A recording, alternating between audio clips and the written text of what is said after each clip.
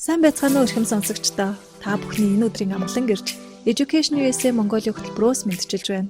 Бид энэхүү цуглал подкастаараа дамжуулан Америкийн нэгдсэн улсад дэлхий тэргуулах боловсрол эзэмшээд их орондоо иргэн ирж мэргэжлэр салбартаа манлайлан ажиллаж буй Монгол залуусын төвийг хэрэгж байхаар зорилоо. Та бүхэн бидний бэлтгэсэн ярилцлагуудыг 7 хоног бүрийн даваа пүрэв гаргуудад хүлээн авч сонсоорой. Манай өнөөдрийн зочноор Америк төгсөгчдийн холбооны удирдах зөвлөлийн гишүүн Ванчхийн Ган Зориг өргөдөн оролцож байна. Бидний урилгыг хүлээн авч хүрэлцээрсэн танд баярлалаа. Сонсогчдод маань та өөрийгөө танилцуулахгүй юу? За баярлалаа. Анх удаа подкастт орж үзэж байна.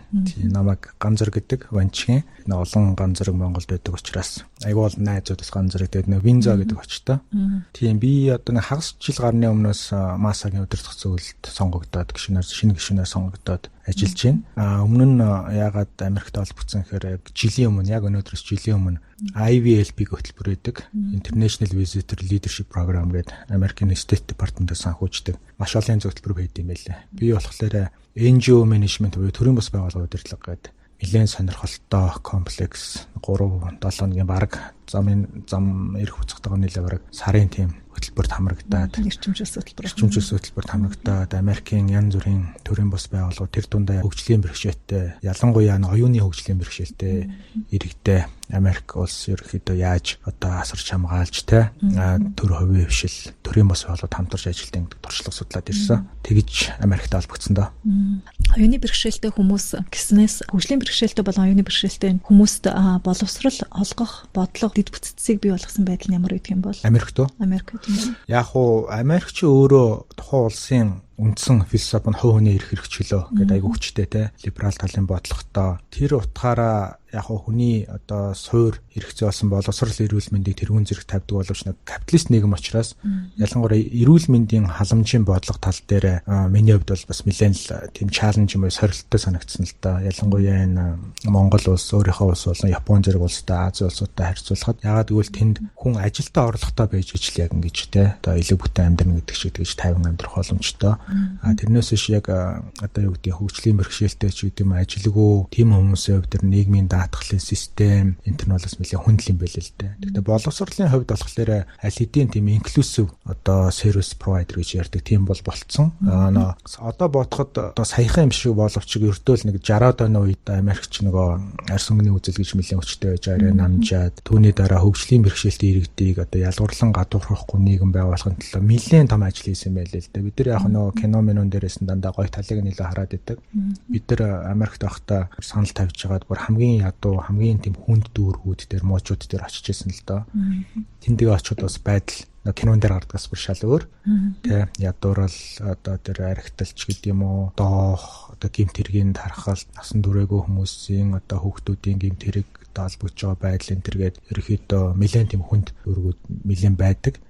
Тэгээд миний ойлгосноор бол одоо суур одоо үйлчлэг болсон боловсрол эрүүл мэнд дээр бас бүгдийг хамруулан нийгмийн ялгаатай олон бүлгүүдийг жигд хамруулныг бол бас нэлээд том хийх ажил байгаа юм байна. Улс болгоны онцлог өөр үт юм байна. Бид нар бас тухайн одоо өндөр хөгжилтэй улс мундаг юм байна гэж шууд одоо системийг нь хуулж нотгшуулах тийм тэр нь тийм зөв гаргалгаа биш юм байна гэдэг тийм ойлголт тавьсан. Авахыг нь яг үнэ авахыг нь хайхын хайхтай. Саяхан таны дурдсан Америкийн нэгдсэн улсын засгийн газрын тэтгэлэг хөтөлбөр та яг ямар шалгуураар тэнцсэн бэ? Өөрийгөө яаж энэ тэтгэлэгт бэлдсэн бэ? Би яг үнэ хэлэхэд энэ тэтгэлэг байдаг өстой мэдээгүй. Уржнын жил Америкийн элчин сайдын яамнаас над руу холбогдоод манайх нэг ийм хөтөлбөр байд юм аа. Тэр дундаа төрийн бас байгууллагын удирдлага гэдэг нь өөрийн чинь бид нар ингээ нэрийг чинь дэвшүүлж явуулах тийм сонирхолтой байна. Тэгээд нөгөө миний төрийн бас байгууллагад ажиллаж байгаа ажлуудыг бас хардаг, мэддэг. Тэгээд зарим төсөл дээр бас Америк элчтэй хамтарч ажиллаж байсан өмнө нь одоо би сүүлийн 10 гаруй жилийн энэ төрийн бас байгууллага бол энэ оюуны ялгаатай хөгжилтэй хүмүүсийн төлөө өөрийнхөө хувьд нөгөө сайн дураараа ажиллаж байгаа л да. Тэгээд зарим нэг хийсэн ажлууд манаас зарим хүнд анзаарчихсан юм шиг байгаа юм. Тэгээд Америк элчийн нэрийг чинь дэвшүүлж болох уу? Тэгээд бүх зардлын цаанаасаа гардаг ийм хөтөлбөр байгаа нэлээд бас тийм өндөр шалгууртай. Ганцхан монголчуудад зориулж биш энэ Аз намхан талаа бүстэй зарлалт юм байна. Тэгээд цуг айгүй олон улсуудын олон кандидатуудтай өрсөлддөг. Тэгээд бид нар номинат хийгээд одоо ийм гоё боломж авах тэгэлгүй яах вэ гэд. Тэгээд урьдчилан жил тэнцээгүй би. Тэгээд за тэнцсэнгээ уучлаарай. Зүгээр гэд. Тэгсэн өнгөрсөн жил дахиж холбогдоод нөгөө хөтөлбөр шинэн дахиад зарлагдсан. Тэгээд дахиад өөрийн чинь нэр төвшүүлмээр байна болох уу гэж зөвшөөрөл авсан. Тэгэхээр би мэдээж болгүй яах вэ гэд. Тэгээд 2 удаа apply хийсэн байна. Тий, apply хийгээд тэгээд тэнцээд яасан бэлдсэн юм зэн бол нэг айхтар байхгүй. Угаасаа яг иймэрхүү альва улсын ялангуяа засгийн газраас санхүүжүүлдэг те төрөл бүрийн салбарын одоо бизнес олон нийт ч гэдэг юм одоо юу гэдэг те төрийн удирдлагч гэдэг юм салбарын өмнө дээр энэ илүү хүн өөрөө бэлтгэхээс илүүтэйгээр тухайн салбарт нь яг ажиллаад зовлон жаргалыг үзээд те яг бодиттой том жижиг гэлтгөө хувь нэмэр бодиттой үйл ажиллагаа хийгээ явж байгаа хүмүүсийг баг ингээд таргетлаад гэдэг нь шүү дээ те баг анзаараад тэгээд цаанаасаа санал тавиад номинетиг явуулт юм болов уу гэж би хувьдаа харсан. Тэрнээс биш энэ бол тийм нээлттэй open зарлагдаад нийтэд яадаг юм гэж би биш гэж ойлгосон тий. Зөв. Таны хувьд бол нийгмийн хэрэгсэл өндөр ухамсартай хүн шүү дээ. Манай үеийнхэн яг хичээж байгаа нэг өндөр бол энийг андахгүй. Гэхдээ залуу сонсогчд маань сайн мэдэхгүй байгаа. Та одоо энэ Монголын даавны холбооны үүсгэн байгуулагч тэргүүн хийж байгаа сайн дураар хийж байгаа ажил төсөл хөтөлбөрүүдийнхаа тухай баг зэрэг мэдээлэл өгөхгүй манай сонсогчдод. Яг 2 хоногийн өмнө би бас найзтайгаа уулзсан сая нэг сая карантин дараа байж байгаа гарч ирээд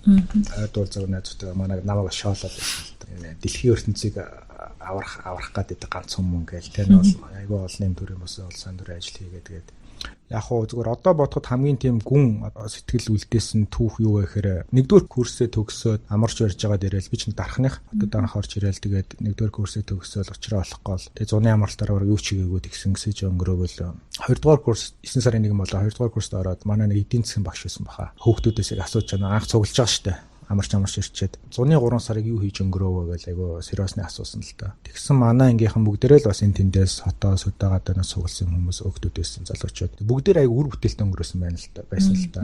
Бүгд тэрийг хэлээд жишээ нь жолооны курст яваад одоо энэ хугацааг ашиглаад жолооч боллоо. Англи хэлний курст явлаа. Яасан ийсэн гэл. Тэгээ баг би ганцаараа юу ч хийгээг өнгөрөөсөн байсан л та тэр зуны 3 сарыг. Тэгээд тэр айгу том тухайн үедээ миний хувьд айгу том импакт болсон л доо. Би ингээл аминда завгүй маагүй ингээл гэр хор ингээл явж идэг энэ хоорондоо залуучд ингэж өөрийгөө ингэж хөгжүүлж цаг гаргах юм байна гэдэг. Тэгээд тэрнээс хойш цаг хугацаанд жоохон тийм харан болсон. Болж өгүүлний тийм өнгөрч байгаа цаг хугацаа болгоны жоохон үр бүтээлтэй, өөртөө ашигтай, бусдад өгөөжтэй өнгөрөх юмсан гээд тэгээд аяндаа хийгээ явж итэл өөрөө тэр хийж байгаа үйлдэлээсээ кайф аваад эхэлсэн. Тэ. Одоо би ч нэг хувийн бизнес эрхэлдэг. Тэгээд нэлээд тийм одоо тав хүнд ажилт ер нь компани бас авчвал хүн амтнд цалинжуулна гэдэг чинь бас чанга ажил тий. Тэгээд нэлээд бас ачаалттай ажилтдаг. Хагас үдээсэн амралт гэлтгөө. Нэмэх нь нэлээд стресстэй, депресс үүсгдэг яг энэ тайт ажлууд. Тэгээд сүүлд би зүгээр анзаархад яг энэ олон нийтийн ажлууд миний энэ хийж байгаа төрийн ажиллаж байгаа сайн дураараа өчөө төрийн бус байгууллагууд дээр ирээ ажиллахаар нөгөө бизнесийн байгууллага дээр хувийн хвшил дээр тэр үүссэн депресс стрессийг маань эдгээр яг ингээд зөвлөлөө баланслуулаад байхгүй. Яг тэр хүмүүстэй уулзаад тэр хүүхдүүдтэй уулзаад эцэгчүүдтэй уулзаад залуучуудтай уулзаа яхаар тэнд бол ямар ч тийм бизнес те мөнгө төгрөг ашиг хатуу гэрээ контракт ярихгүй. Яг биендээ хоорондоо яг үнцэнээ солилцоод те сайн дураараа ингэж хоорондоо нэгдэж эвлэлдэж байгаа юм community буюу ингээд хүмүүсийн нэгдэлтэнд орохоор баг ийм тарих бол оюун санааны йог болоод байгаа юм шиг санагддээ шүү дээ. Тэгээ хамгийн гол нь хийж байгаа ажилдаа дуртай тэрнээсээ кайф авдаг байна гэдэг л аягүй чухал юм байлаа. Тэгээд тэрийг олох нь бас тэрнээс илүү чухал. Тэгэхгүй хүн дөөрэ гал мод дагаад ч юм уу те нэг клубын гишүүн болоо юу болоод тэр бол бас нэг тийм зүг арга биш. Тэгэхээр өөрийгөө эхэлж таних нь л аягүй чухал юм шиг санагдсан. Бакалавр, магистрийн зэрэгт суралцж байгаа оюутнууд өргөдөл гаргахад сургуулиудын одоо хүлээж авч байгаа сургуулиудын харж байгаа нэг шалгуур үзүүлэлтүүдийн нэг нь сайн дурын ажил, хэр оролцсон байдал, багаар ажиллаж чадах, одоо сурсан мэдснээ өөрийнхөө community-д эргүүлээд хэр зориулж чаддаг байдлыг хараад ах шиг байдаг л да. Тэгэхээр өөрөө сая дурдлаа өөрийнхөө хүссэн дуртай юмыг олох, тэгээ тэрэндээ цаг заваа зарцуулж чаддаг байх хэрэгтэй гэж байна. Тэгэхээр сайн дурын ажил санаачилж хэрэгжүүлж эхлэхээр дүүлж байгаа тийм хүсэл эрмэлзэлтэйгээ залуучуудад юу үзүүлэх вэ? Хамгийн ихнийх нь болохоор сайн дурын ажил эхлэж байгаа бол нөгөө сургуульд apply хийхин тулд эсвэл тэтгэлэг авахын тулд эсвэл зүгээр нэг юм сайн дурын ажилнаар ажилласан үнэн гэдэг тодорхойлт авахын тулд ерөөсөө хийгээд хэрэггүй. Тэр бол яг өөрийгөө хурж байгаа хэрэг. Таны хэлж байгаа үнэн одоо ер нь ихэнх гадны ихтэй сургуулиуд ялангуяа тэтгэлэг өгөх дээр чиний дээр ямар мундаг те 10 жилээ бакалавра онцсон төгсөн ч хамаахгүй гол нь яг энэ чи тэр мэдсэн сурсан зүйлээ эргээд community буюу нийгэмдээ яаж зориулж ийсэн яаж зориулах гэж төлөвлөж байгаа юм те өөрөө чи хувь нэмрээ юу байх гэдэг асуултыг аягүй их асуудаг болсон. Бараг тэрүүгээр нь ингэж гол тэтгэлгийн нөгөө шалгууруудыг бас өгдөг болоод удаж байгаа л да. Яг гэхдээ хүн болгон ингээл хүн болгон туслах ч юм уу тэрний дээр төлөө одоо цаг гаргах ерөөхдөө албагүй болоогүй л дээ тий. Яг хоо дуртай зүйлээ олно гэдэг л айгүй чухал юм байлээ. Тэгээд дуртай зүйлээ олохын тулд хүн тэгээд аль болох залуу байгаа дээрээ одоо юу гэдэг нь сингл байгаа дээрээ завтай байгаа дээрээ те юм л оролдож үзэх хэрэгтэй юм шиг байна. Тэгээд яг нөгөө оюутан байхад жишээ нь Монголд оюутан байхад жишээ нь айгүй олон тэр юуныг бол би яга алгасдаггүй байсан. Янз бүрийн нөгөө оюутны дунд зохиогддог эрдэм шинжилгээний баг хурал те янз бүрийн лекц семинаруудын нэг компетишн гэдэг шүү дээ. Оролдоо тэмцээн. Их сургууль хоорондын ингээд яг хуу тухайн үед сайндаач биш. Ерөнхийдөө тэр чинь нэг 2 дугаар байранд оронгууд нэг мөнгөн шагналтай тухайн үед хийчээд нэг 30 төгчтэй 100 мянган төгрөг ч юм уу. Тэгэл нөгөө оюутанд бол мөнгө ажилгүй ядуу оюутанд бол тэр чинь амар их мөнгө. Тэгээд тодорхой хэмжээний тэр нөгөө тэгэхээр чи манай ангийн аягүй олон оюутнуудаас ажил хийдэг байсан л да. Тухайн чинь Excel энтер модонд орцсон, машин аваал, халтуранд яваал те. Энд тэнд зөөгч энтер хийгээл. Тэгээ би болохоор бас нэг жоохон ажлыг сонирхолтой тиймэрхүү ажлыг хийж байгаагүй. Тэгээ ерөнхийдөө тэр сургуулийнхаа доотлын нөгөө зарлын самрыг орой болгон өдөр болгон үздэг. Тэгээ хаана уралдаан зарлан тэгээ тэн нэг бэлдэж ордог болсон. Тэгээ сүултээ мэрэгших маягийн болох юм ба тий. Тэгээ ингээ анзаархлаар яг нэг хэдхэн их сургуулиуд хэдхэн оюутнууд л байнга ордог байгаад байгаа байхгүй юу. Бусд нэг тоодгүй ч юм уу сонирхдаггүй ч юм уу. Тэгээд л эхнээсээ ганцаар шагнал аваад мөнгө төгрөгөөр шагнуулаад тэгэл ангийнхныгаа аягүй олоодаа 100% ушуур ганцхан даасан да. Тэгээд амтшаа тэгээд анх нэг тийм үнэхээр шагналын төлөө буюу одоо явцуу тийм зорилгоор тэгээ явцын донд хүн дэлтгэл тавиун юм судална тий гэдэг чинь бас тийм ч амар зүйл биш юм байна. Өөрөө тэрийг аягуулсаа ойлгох том байна. Хамгийн хүнд хэцүү юм нь дебейт болдог л да. Үндсэн нэлтгэлээ тавиад дуусны дараа босод нөгөө сургуулийн оюутнууд багш нар чи яагаад тэгж хэлж байгаа. Тэрийг яаж батлах юм гээд. Тэнгүүт чин одоо баг нэг өгүүлбэр өчхийн тулд нэг слайд хийхин тулд аюул олон зузаа уц ном унших болон олон одоо сэтгүүл сонин эргүүлэх хэрэгтэй болсон. Тэгээд одоо унших дуртай байсан. Тэгэхээр нэмж унших дуртай болоод хамгийн гол өөрийгөө анзаарсан юм. Хүнд тэр янз бүрийн уншсан юмнуудаа яаж ойлгомжтойгоо сонирхолтойгоор эргээж илэрхийлэх вэ? Амаараа болон бичгээр гээд. Тэгээд ерөөхдөө бичиж эхэлсэн л дээ. Бидний үеч нэг сошиал медиа энэ төр гараагүй байсан. Блог гэж байсан. Блог чинь тухайд нэлээд модонд ороо. Тэгэл блог анхудаа нээгээл бодлуудаа зэгцэлж ерөөхдөө багаар бичиж эхэлсэн дээ. Тэгэхээр өөрөөр хэлбэл гоё тийм сониуч бай. Тэр нь тэгээд бусдын тусын тулж байж болно. Өөрийнхөө тусын тулж байж болно. Гэхдээ ингээд өөрөө дөнгөж одоо амьдралаа эхэлж байгаа юм байж бусдын тусын тулмал гэхэлэр жоохон худлаа. Тэгэхээр яг өөрөө чи яг суур хэрэгцээ яг юу юм те? Сургалтын төлбөрөө олох одоо юу гэдэг нь ойр зургийн одоо хамгийн сүүлийн гар утсаа авах ч гэдэм үү. Гэхдээ тэрэн дээрээ дулдуудаад тэрийг шаашаа хаяггүйгээр өөрийнхөө суур хэрэгцээг хангасны дараа тэгвэл энийг яаж бүр одоо өргөжүүлээд бусдад хэрэгцээтэй, найзуудаа хэрэгцээтэй юм одоо бий болох вэ гэдэг аяндаа янз бүрийн туршаа авч яхад өөрөө тэнд дундаас нэг дуртай юм олоод тэгээд тэрэндээ дурлаад хийх юм бол амжилт гаргах юм болоо. Гэхдээ төрийн бус байгууллага сайн дурын ажлын хамгийн хэцүү юм нь яг ингэж дуртай юм олж чадаагүй хүний хувьд нэг жил яваал 2 жил яваал ерөөхдөө тэгэл хайдаг л да. Тэ залхаал тэгэл цаанаас нь пашн байхгүй болохоор тэгээд дээрэс нь албатай биш юм чинь тэгэл хүмүүс яагаад тэгэхээр урт хугацаанд өөрийн чинь ингэж гоё enjoy хийлэгдэг, кайф өгдөг тэр салбар чи одоо юу байна? Эрүүл мэнд юм уу, боловсрал юм уу, тэ залуучуудын менторшип юм уу гэдгээ өөрөө аягуулсан яагаад хамгийн гол нь өөрийгөө хуурахгүй л тийм шийдвэр гаргах хэрэгтэй. Гэхдээ тийм бас амар биш баха. Би бол нэлээ өөрөө сүултл за яг энэ чиглэлээр энэ одоо салбараас илүү их гоё тийм энерги авч ийн гэдгээ бүр сүултл анзаарсан. Анх анзаарахгүй л байсан. Америкт хөтөлбөр хамрагдсан хугацааныхаа дурсамжаас бид нартай хуваалцаж чаленжинг тийм сорилт бэрхшээлтэй үе эрдэгдэшгүй дурсамжтай тэр баяртай мөч. Хамгийн гоё юм гэвэл нөгөө кинон дээрээс төсөөлснөөс өөр Америкийг хөвдөө нээхийг зорж явсан. Тэр хүслээ биелүүлсэн. Яагаад гэвэл яг өмнө би нэг Америк ганц хоёр явж ирсэн хувийн шумурдагтай яг тийм ийм гоё хөтөлбөрөөр яваагүй учраас тэр хөшгөний цаадах те нарийн ширээмийг сайн мэдхгүй. Тэгээ сая яг ингээд энэ хөтөлбөр болохоор цаанаасаа юм Америкийн төрийн департамент ингээд зохион байгуулсан учраас баг 5 мужи улс нэлээд олон хотоор ингээ олон хоног яваад тэгээд ерөнхийдөө хөшгөний цаадах амьдралыг нь би мэдхийг зорьсон л доо. Яг бол Америк өөрөө капиталист нийгэм учраас баян ядуугийн ялгаа бас яг цагаад болох юм бол айгүй ихтэй.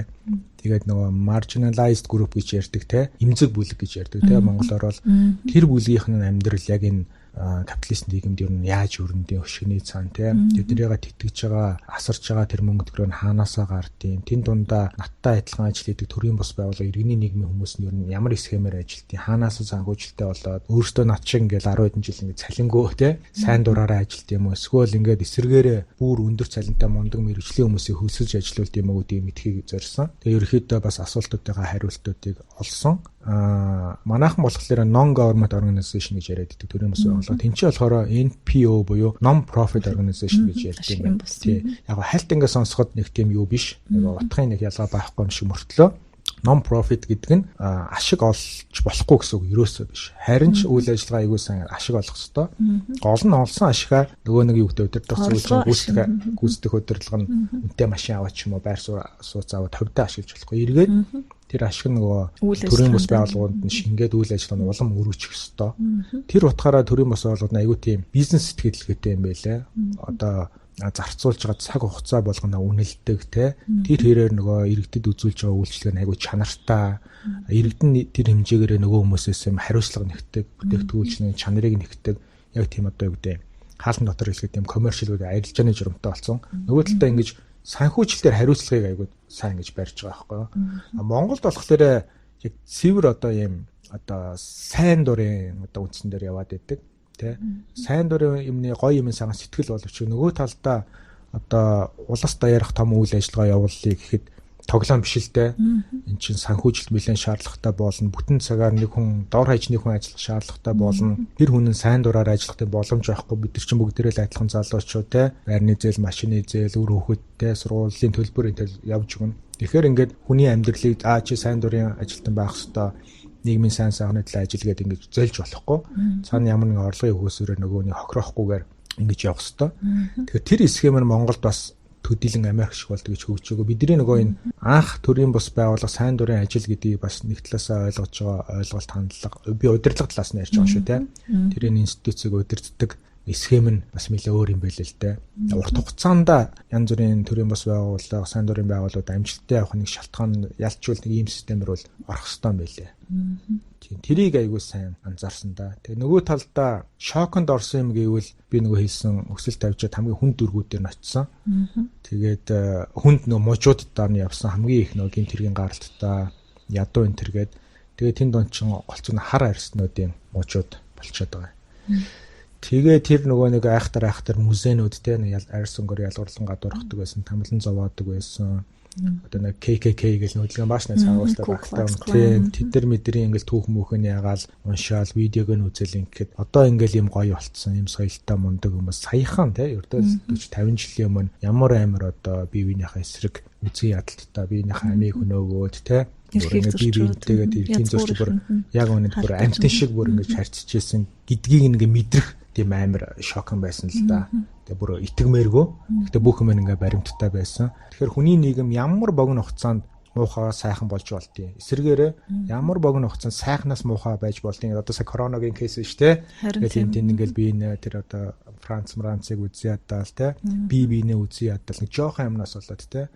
Тэгэхээр эцэстэн дүгнээл хэлэхэд ойлгосон юм. Ардчлал гэдгийг бид нар одоо хүртэл бидний ихэнх хүмүүс манаас жоохон буруугаар ойлгоод хязгааргүй эрх чөлөөч гэдэг юм ингэж ойлгоо яваад байд юм байна. Эсвэргээрээ би тэнд ойлгосон бол арчлалыг эрх чөлөөхөөс илүүтэйгээр хариуцлага юм байна. Тэ яг хариуцлага юм байна. Гэхдээ хувь хүний ардчлал, хувь хүний хариуцлага, нийгмийн буюу бүлгийн ардчлал, бүлгийн хариуцлага гэхлээр бас дахиад нэг өөр ойлголт болж байгаа нь. Саяны энэ коронавитой холбоотой үйл явдал тэгээ одоо популизм одоо энэ тэнд гараад байна. Трамп сонгогдсон гэл янз бүрийн кейс артикл судалгааны материалууд уншихлаар одоо нэг хиний хэлс өгөөд штэ нөгөө ардчлал одоо тийм төгс систем биш. Гэхдээ одоо байгаас хамгийн гайгүй нэгэд. Тэгэхээр тэр үгийг л өстой яс махаарал ойлгоод ирсэн дээ. Таны өөрийн эзэмшсэн мэргэжил болохоор бизнесийн business communications тийм ээ. Тийм миний яг үндсэн мэргэжил бол санхүүч. Тэнд дондаа би яг нэгтлэн бодогч. Монголдоо яг энэ үгээрээ төгсөөд бизнес удирдлага тэгээд Австрал бизнес удирдлагын магистр илүү одоо менежмент талаараа хамгаалаад тэгээд дараа нь Японд бас нэг мастер хамгаалсан. Тэрний илүү цахим бизнес удирдлага гарсан тийм. Ерөнхийдөө бизнес. Өөрийнхөө эзэмшсэн энэ мэргэжлийн онцлогийн талаар манай хүүхд залуучуудтай уулзахгүй юу? Гэхдээ яг хуу санхүү суурьтай болсондоо би айгүй баяртай байдаг. Гэхдээ би мэргэжлийн санхүүч биш. Гэхдээ ерөөхдөө зөвхөн альва нэг байгууллагын тайлан баланс хараат ч юм уу те. Өөрийнхөө хувийн одоо тайлан балансыг би бас оюутан багт айгүй хөтэлдэг байсан. Ямар орлого болоод ямар зардал гаргаад энэ хувийн орлого үр дүнгийн тайлан яаж гараад баланс дээр ямар хөрөнгөтэй болж ийн гэдэг зүгээр фан айгүй гоё байдаг. Өөрөө Excel дээр нөө томьёо бичээд бараг тийм автомат те нэг гүйлгээ шивэнгүүт хоёр талдаа чагтан бичлэлт нь хийгээд хийгддэг тийм юм зүм хийгээд Тэр юундаас дуртай. Тэгтээ яг мэрэгчлэл би үнэхээр ажиллаагүй. Яг хоо санхүүгийн суурьтай анх болохоор илүү аналитик талын юмнууд маань илүү хөгждөг юм одоо залуучуудын тий. Ур чадвар нь. Тий, мөнгө босгох, мөнгөний үнцэн тий, түүний үр ашигтай зарцуулах тал дээр илүү нэг одоо юу гэдэг маркетингээр сурч байгаа оюутнуудтай харьцуулбал илүү сенситив болдог гэж магадгүй. Тий, яг сургалтын хөтөлбөр талаас. Нөгөө талаас тухайн үед одоо ч гэсэн одоо тэгтээ жоохон илүү нарийн мэрэгжлүүд модонд ороод байгаа шүү. Миний үед чинь 10 хэдэн жилийн өмнө бизнес удирдлагын модонд орж ирсэн. Тий, илүү хөрвөх чадвартай, бизнесийг олон талаас нь хүний нөөц санхүү одоо юу гэдэг зардлын удирдлага, маркетинг талаас нь ингэж 360 градусаар харддаг, удирддаг ийм мэрэгчлэлийг төрүүлнэ гэдэг юугаар аягүй тийм секси хамгийн тийм өрсөлдөөнтэй юм хэсэг байсан. Одоо илүү яг мэрэгшиж эхэлж байна л да. Тэр үеийн генерик мэдлэг одоо нөгөө энэ техник технологийн хөгжилтэй уялдаад бас зарим юм баг хэрэггүй шахуу болж байна л да. Тэгээ хуучин механикаар хийдэг юмыг одоо компьютерээр хийдэг болчлоо тий.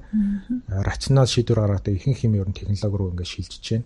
Тэгэхээр одоо илүү хувь хүний хүн дээр суурилсан, хүний personal ур чадвар дээр суурилсан, ялангуяа emotion дээр суурилсан communication тийм чадварууд тий, харилцааны чадварууд айгүй тийм одоо тийм ховор тийм чадвар болж эхэлж байна л да. Бусд нь бол ерөөхдөө стандарт болчихж байгаа байхгүй тий.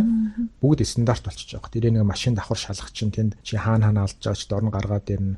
10 хүн ажилд авлаа юм хийлгэлээд эдрээс тийм creativity талаас одоо тийм ялгаатай юник юм гарах ямар ч тийм шаардлагагүй хэрэггүй болчихж байгаа. Тэгэхээр нөгөө хүмүүс нь үндсэн юм хийдгээ хийгээл явна. Нөгөө талдаа яг front office буюу одоо хүнтэй харилцдаг, нийгэмтэй харилцдаг коммуникац чиглэлийн мэрэгжлүүд маань илүү чаленжинг болж байна л да. Би яг энэ чиглэлээр сургуулийн сураагүй ч гэсэн яг мэрэгшээгүй ч гэсэн одоо сүүлийн баг 10 жилийн өсөөгийн салбарт нь их багаар ингээл орж ийн л да. Ялангуяа өөрөө нөгөө блог бичиж эхэлснээс ахуулаад тий.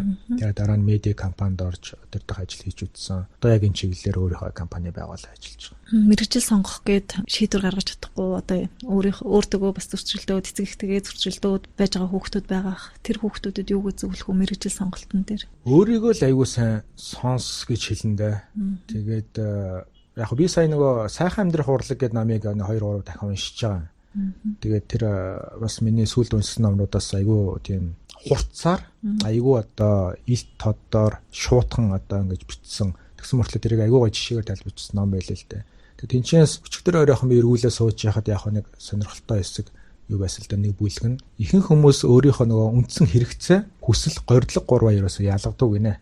Үндсэн хэрэгцээг бол одоо тэгэл нөгөө юу штэ одоо идэж хоол хүний пирамидын нөгөө масловын пирамидаар суурин те дараагийн нь болохоор түнээс арай нэг агсан те зүгээр энгийн одоо юу гэдэг ийм энгийн ус уудаг байсан бол одоо илүү нөгөө юутай газтай ус гэдэг ч юм уу. Дараагийнх нь болохоор одоо бүр юу ч гэдэг алттай усч гэдэг юм уу. Тэр нь илүү горилго болох маягтай. Тэнгөт ихэнх хүмүүс болохоор яадаг вэ гэхээр үндсэн хэрэгцээгээ горилго болгоод ч юм уу. Горилгоо одоо өөрийнх нь үндсэн хэрэгцээ гэж буруу андуураад тэгээ буруу хүлээлт өөртөө тавиад өөрөө баг тэрийг хизээч алттай ус одоо ойрын 1-2 жилийн хугацаанд авч чадахгүйгээ мэдсээр эзэж тэгээ горилгондоо ингэж амьдраад амжилтгаар авахгүй цаг хугацаагаа ингээ алддаг тэгээ өөрийгөө охироодог гэдэг дүгнэлтийг гаргасан байсан. Түүнтэй адилхан өөрийнхөө хүслээсээ гадна өөрийнхөө бодиттой гэр бүлийнхаа Монголынхоо бодиттой нөгөө одоо хүнчлэлийн хоёроор хөлөөж ийн гэдэг шийдэ боломжоо аягүй сайн тооцоолох хэрэгтэй байх. Миний хувьд бол ягаад санхүүгийн мэргэжил сонгосон бэ гэхээр би өөрөө бас нэг тоонд жоохон дуртай байсан. Нөгөө талаас аав аягүй их нөлөөлсөн тухайд аав өөрөө яг тэр сургуулийг хэтлэнгаар төгссөн. Тэгээд тухайн чинь бидний үе чинь тэгэл бас аав ээжийнхээ мэргэжлийг өвлөнө гэдэг нэг тийм мод те нэг модтой тэр нь гоё юм бахархал маягийн юм байсан. Тэгээд ямар ч эргэлт буцалтгүйгээр тэр санхүүгийн мэргэжлийг сонгож ирсэн. Тэгээд тэрэндээ харамсах зүйл ерөөсөө баахгүй. Яг тийм зорилготой биш тийм одоо гайд, ментор, аав ээжийн зөвлөгөөтэйгөө бас хүүхд болгоно гэж таарах албагүй л те. Тэгэхээр би илүү ялангуяа орчин үед одоо миний үеийн мэргэжлээ сонгож ихтэй сургуульд орж исэн одооны хүүхдүүдийн нөхцөлийг харьцуулбал газар тэнгэр шиг ялгаатай байхгүй. Бид нар чинь тухайд нэг цэгээс л мэдээлэл авдаг. Эргэж одоо хүмүүстэй реакшн хийж, тэ engagement хийж, тэдний бодол санааг нь авдаг дид бүтэц баг баахгүй шахуу. Одоо бол залуучууд хүссэн суугаасаа хүссэн газараасаа мэдээлэл авч ин дээрээс нь мэргэжлийн хүмүүсийн комменттэй зөвлөгөөгийн ингээл ментор гээл зөндөө олон юм боломжтой болчих жоох байхгүй. Гэхдээ заримдаа магадгүй хит олон боломжтой байх нь боломжгүй байснаас ч хэцүү үе байдаг те өөрөө тийм дундаа ордог. болдог. Тэгэхээр өөрийгөө л аягүй сайн чагнаад өөрийгөө хуурахгүйгээр л яг хүсэл тэмүүллээ гаргаад. Гэхдээ тэр нь аягүй бодиттой байх хэвээр. Тэрнээс ш дөнгөж сургуульд өгсөж яваад одоо шууд одоо юу гэдэг нь Харвард руу явна гээл. Тэр нь өнөө 1-2 жилийн богино хугацаанд бол бас тийм практикл зүйл өгвөл үнэхээр содол биш болвол аягүй боломжгүй л дээ те. Тэгэхээр сайхан газардаад гоё мөрөөд зоригтой байдаг аягүй гоё тийм бодиттой амьдрал дээр буусан тийм нөгөө эрсдэл өөрийнхөө боломжийг аягүй тийм бодитоор нь үнэлцээр хараад гэж шилжүүлсэн. Харвардаас сурахыг мөрөөдөж бодлогүй яг хөө. Гэхдээ бэлтгэл хэрэгтэй, системтэй төлөвлөгөөтэй бэлтгэл олон жилийн хүчин чармаалт шаарддаг байх тийм ээ. Тийм. Гэхдээ яг хуу сүүлийн үед бас айгүй тийм экстрим ялангуяа боловсрал гэдээ яриул айгүй тийм экстрим ойлголтууд дэлхийд дээр гарч ирж байна л да. Одоо бүр боловсрал гэж яг юу гэж хэлхийг гэдгийг хүртэл ингээ хүмүүс мэрэгжлийн хүмүүс маргалдаад эхэллээ л дээ. Хуучин нэг тийм тогтсон ойлголт байсан бол одоо баг юм зөрөгтэй хэлдэг хүн баг улам бүр ховор болоод байна л да. Даашаа зарим ихтэй сургуулиуд хүртэл ингээд диплом эрдмийн зэрэг өгөхөөр болоод эхэлсэн. Угаасаа тэрийг өгснээ одоо нэмэр байхгүй болсон. Нэг юм сураад мэдээч тухайн чиглэлээр мэрэгсэн гэдэг диплом өгөнгөт аргааш нь тухайн сурсан мэдсэн зүйл тэр чигээр үнцээр хэрэггүй болох эсвэл буруу болох тийм шаардлагагүй болох тийм одоо нэг геометр прогрессийн өсөлтөөр явж байгаа технологийн хурдцтай нийгэм донд бид нар амьдарч байна л да. Тэгээ энэний нэг жишээ бол ялангуяа тэр Singularity гэдэг нэг сургууль байдаг. Америкт гэдэг Европын Аз салбартай. Тэгээ би бас нэг ажиллаар тэр сургууль дээр зочлох завшаа олдож исэн. Тэгэхэд бол тэнд ингээл бид нар энэ ч өнгөрсөн одоо ярьж байгаа тэнд одоо дандаа ирээдүг ярьж байгаа байхгүй. Тэгээ зарим нь яа зөгнөлт кино шиг. Тэгээ нийгэм бол өөрөө тэгээ тэр ихтэй сургуулийн багшаар хэлж бид нар бол тэр диплом ерөөсөө өгөхгүй. Тэрний шаардлага байхгүй. Тэгээ та хэдвэл ирээдүйд судалдаг хүмүүс бол маргааш нөгөөдөр 5-10 жилийн дараа энэ дэлхийд ир болохыг гингөт яг ингээд нүдрөө харчаад яг үннээ хэлж байгаа юм зэрэг бид нар мэдэхгүй байна. Бид нар уг ингээл аминда big data матандаа судлаад тамагл гаргал ингэдэг байсан.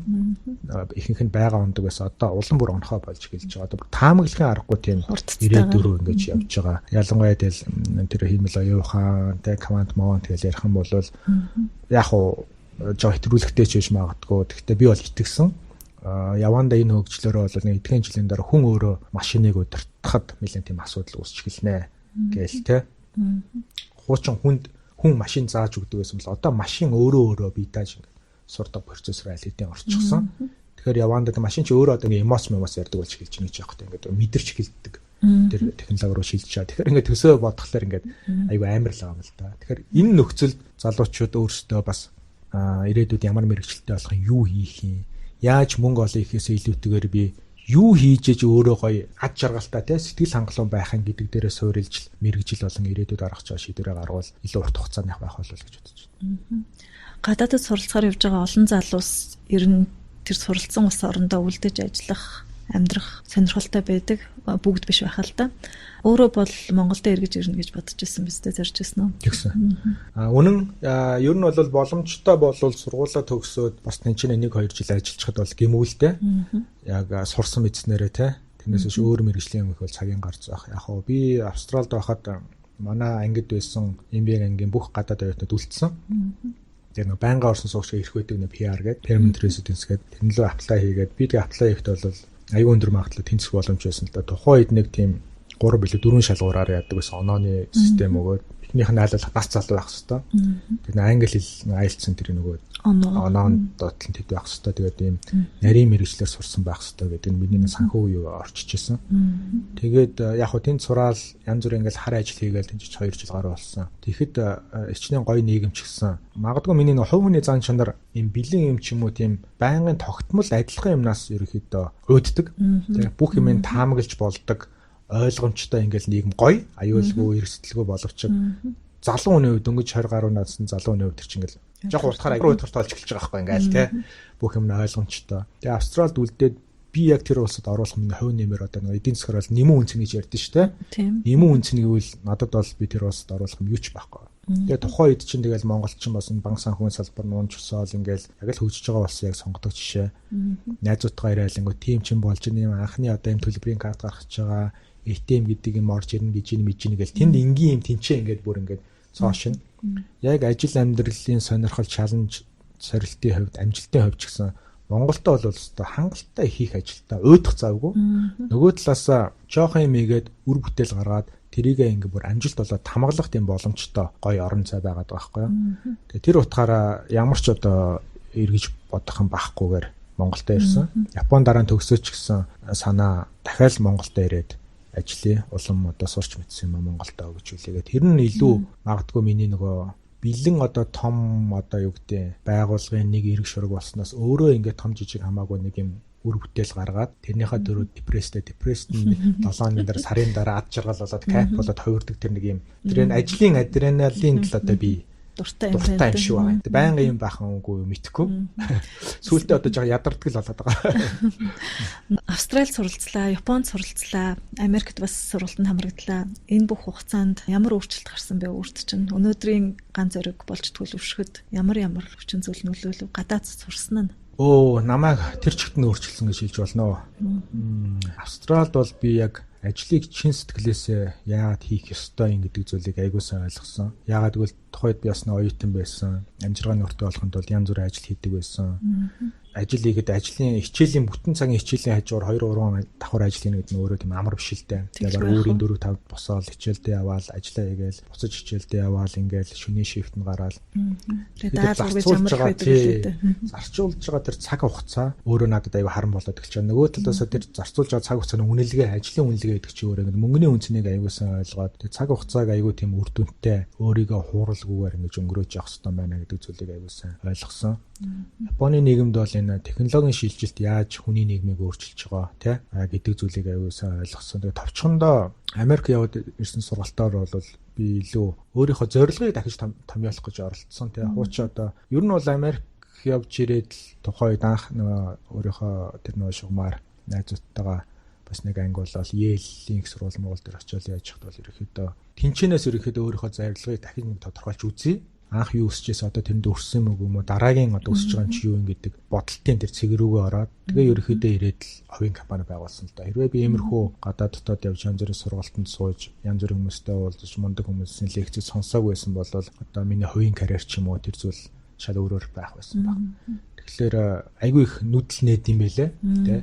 Нөгөө талаас одоо гоё юм нээхээсээ гадна ялангуяа тийм адилхан хөгжилтэй ч юм уу бууруу хөгжилтэй энтэг мэтний улсууд руу явхад сэргээрээ чи өөрөө ямар гоё улсад амьдарч байгаа тийм ямар гоё хажуудаа нөгөө хажуудах эрдэнэ юу гэлээ тэр шиг тийм ийм гоё улсад ийм гоё найз нөхөдтэй ийм гоё орчинд тийм ийм гоё хотод Улаанбаатар гэдэг хотод амьдарч чи баг ингэж гомдлох ирэхгүй юм бэ шүү гэдэг эсрэг тийм юу тэр аль болох л нөгөө заавал өндөр хөгжилтэй улсууд биш тийм аль болох явж газар үзэж хүмүүстэй танилцж хүмүүс чамаас ямар өөр болохыг мэдэрч те хоёрт нь тэр өөр хүмүүсийг чи яагаад хүлээн зөвшөөрөх ёстой гэдгийг ойлгох л ёстой байл. Тэгэх юм бол хувь хүний тэр эго комплексээс өөрөө ирэхгүй салаад те илүү уучуу хүмүүсийг өөр өнцгөр хардаг, асуудал шийдлийг бас өөр өнцгөр хардаг те тэр чадвар тэрний эргээд коммуникац дээр чи илэрнэ хамгийн гол нь одоо хүмүүжил гэж яриад хандлага юмыг нэг гоё эерэг хандлагаар те болгочихсон бүтээч хийсэн бид нар чадна тэ би чам туслая гэдэг хандлагатай болох аягүй чухал юм байна. Тийм юмыг яг ингэж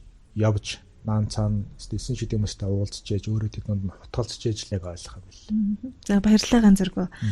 Та манай дараагийн дугаарт хэнийг оролцоосаа гэж бодож байна? Санал болгох ч юм байна уу? Одоо тэр нь заавал Америк төгссөн байх хэрэгтэй юу? Тийм, ерөнхийдөө. За Америк төгссөн гэвэл тэгтээ сэдв агуулга нь болохоор ямар чиглэлээр хүмүүс залуучуудад мэдээлэл өгье гэдэг тайлбарын зорилго. Education USA чинь өөрөө Америкийн дэд боловсролыг дэмжих зорилгоор энд ажиллаж байгаа байгууллага. Америк сурах гэж байгаа залуус одоо тэнд суралцахтай холбоотой бүх төрлийн зөвлөгөө үйлчилгээ цогц мэдээллийг үн төлбөргүй өгнө. MASA энэ Education USA-г өөрийнхөө боловсролын нэг хөтөлбөр болгоод аваад хэрэгжүүлж байгаа. Тэгээд MASA дээр чинь бас мэргэжил сонголтын төслүүд явж байгаа, төсөл хөтөлбөрүүд явж байгаа. Тэр өрөөсөл боловсрал мэргэжил сонголттой холбоотой мэдээллүүдийг бид нар өгөхийг зорж байгаа юм байна. Би зогол жаргал гэ бүсүүг санал болгомоор байна. Америкт бас бакалавра эзэмсэн байх хэвээр. Бид хоёр цогтой худалдаа хөгжлийн банкнд ажиллаж исэн. 2000 оны ихээр дундуур. Тэгээ одоо маань нэр баг хувийн хуулийн фирмэ байгуулад ажиллаж гинөө яаж нэ ойр бас уулзаг айгу удаж байна. Яагаад би санал болгож байгаа юм гэхээр саяхан би нэг санаандгүй байдлаар нэг зураг олсон 2000 оны зураг. Тэгээд тухайд чин боловсролын яам, сангийн яам хоёр нийлээд нөгөө оны шилдэг оюутан гэж шалгаруулдаг байсан. Тэгээд ингэж амар олон өрсөлдөөн мөрсөлдөөн хэлмэл ярилцлага дүн мөнгөөр ингэж шалгарчаад ихний шилдэг 10 оюутан ингээд улс дээр шалгараад сүүлийн 5-ыг нь засгаас нөгөө тухайн төгсөх курсын оюутны төлбөрийн чөлөөлж төлөөд эхний 5-д нь гадаад мастер сурах эрх өгчээсэн байхгүй. Тэгээд золоо хэтээр эхний 5-д нь шалгараад би Австрал золоо юу руу явчихсан, Америк руу явчихсан. Тэгэхээр майнерийн бас тухай ч гэдэг чинь бас нэлээд 2000 оны их бас арай нэг өөр цаг үе байсан үе яагаад байхгүй те. Тэр үед Америк сурсан боловсрол хэрхэн одоо өөрт нь одоо те ач холбогдлоо өгсөн. Ялангуяа одоо ингээд Монголын шиг юм эдийн засаг яригтаа те хууль эрх зүйн үйлчлэгээ улам үнцэнтэй болж байгаа нөхцөлд майнер энэ салбартаа хэрхэн манлал хийж явж байгаа бас хэрхэн ямар сорилттой туулаа тэрийг яаж давж байгаа нь бас айгүй сонирн байна. Бусад мундаг хүмүүс байгаа. Гэхдээ одоо би бас өөрөө бас юм синдикатокын дээр нэвтрүүлэг хөтэлдэг учраас үзэгчдээс айгүй их тийм комент ирдэг л дээ. Юм болохоор л нэг сэдвээр ярьдаг хэдхэн л болчиход байна. 200 300 тий. Одоо эдрээс одоо залуучууд бид нар өнөхөр өөдөж байна. Баг юу хэлхийн ч ингээд урьдчилаа мэддэг болчихлоо. Айл болох тийм шин фейс, шин фигурууд, шин залуучуудыг гаргаж ирээд тэдрийг сонсомоор байна гэдэг аяг хүсэлт ирдэг. Тэр biz олоо тийм олон нийт юмд ер нь баг гарч ирсэн би нэг санахгүй. Тэгэхээр сонирхолтой байх. За танд маш их баярлалаа. Таны цаашдаа ажил өндөр амжилт хүсье. Манай өнөөдрийн зочноор Монгол дахь Америк төгсөгчтэй холбооны удирдах зүйлийн гишүүн Ванжхийн Ган Зориг өргөдөн оролцлоо. Дараагийн дугаараар иргэн уулзлаа. Түр баяртай. Америкийн нэгдсэн улсын засгийн газраас санхүүжүүлдэг Education USA Mongolia хөтөлбөрийн хэрэгжүүлэгчээр Монгол дахь Америк төгсөгчдийн холбоо ажиллаж байна. Та Америкт ихтэй сургуульд хэрхэн суралцах тухай цогц үнэн зөв мэдээллийг үн төлбөргүй авахыг хүсвэл Education USA Mongolia хөтөлбөрийн боловсролын зөвлөгөөдөд хандаарай. Бидэнтэй холбогдохыг хүсвэл www.masa.org цэгийн цахим хуудасаар хандж болохоос гадна Facebook, Twitter, Instagram дээр Education USA Mongolia дагаарай. Ирэх даваа гарагт иргэн уулзлаа. Түр баяртай.